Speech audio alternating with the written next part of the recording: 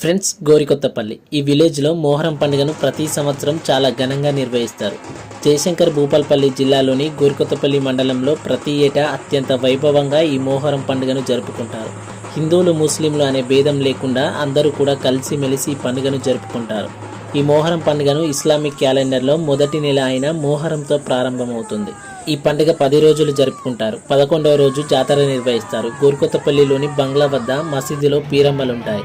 ఈ మసీదు ముందు ఒక గుండం తీసి అందులో ఎప్పటికీ మంట రగిలిస్తుంటారు. ఆఖరి రోజున మటికలున్నవారు ఊదు, బెల్లం, కుడుకలు ఆ పీరమ్మలకి మొక్కులు సమర్పించుకుంటారు. ఈ మోహరం జాతర చూడడానికి చుట్టుపక్కల ప్రజలందరూ కూడా ఊళ్ళలో నుంచి వందలాదిగా తరలి వస్తారు. మొక్కులున్నవారు ఆఖరి రోజున ఊదు, బెల్లం, కుడుకలు వేసి మొక్కలు సమర్పించుకుంటారు. అలాగే ఆఖరి రోజున గుండంలో పాలు పొంగించి గుండం కూడిపేస్తారు.